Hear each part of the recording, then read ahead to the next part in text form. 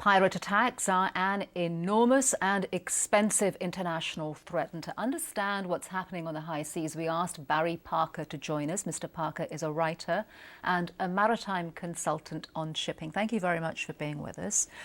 Let me start by asking you, how is this going to change the way that we patrol the high seas, especially that dangerous part of the Gulf of Aden? Well, the fact that it's a U.S. flag vessel is significant. To date, there haven't been any U.S. flag vessels that have been victims of these attacks. The U.S. Navy is part of some of these joint task forces among the different nations, but... so you're saying it's a game changer, essentially? It could be. It's important to note that in all of these incidents over the past year or so, there's been no loss of life. That's not...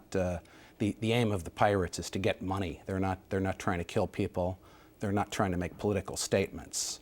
Why do you think that there has been this uptick in terms of the number of hijackings that we've seen? 6 within the last week, something like 15 in March? Well, a couple of things. The weather plays a predominant part of it. The winds over there have made it very difficult for the small boats. The pirates are typically in the small boats, and this time of the year is kind of rough water. The attacks, if you do look at where they're happening, are farther off from the coastline. This one going on now with the Maersk ship is something like 400 miles off the coast. So it's calmer waters out there. So it just shows that the pirates are getting better equipped. They have better boats and quite possibly better weapons. So are they changing their strategy? Are they becoming a lot more sophisticated in terms of how they plan and target these attacks? Well, to get out there, yeah, it takes a more sophisticated operation to get that far off coast, 400 miles out. Let's talk about the strategy options going forward. What can the international community do? Well, piracy falls between a lot of cracks in international law. Piracy, the shipping industry doesn't really know how to respond to it, and there have been many there have been many ideas. One of the ideas that I like is the idea of organized convoys, which we've seen a little of, but not this far out. We've seen them much closer to where last year's attacks were happening in the Gulf of Aden.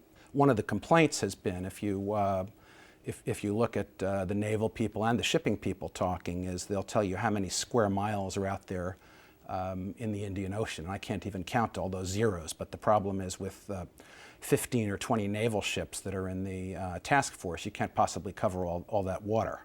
But if you had everybody closer together in the convoy, patrolling that and monitoring it, the way the Coast Guard might do closer to shore, I think you could do a lot better job of avoiding these incidents. Okay, thank you very much. Thank you very much for having me.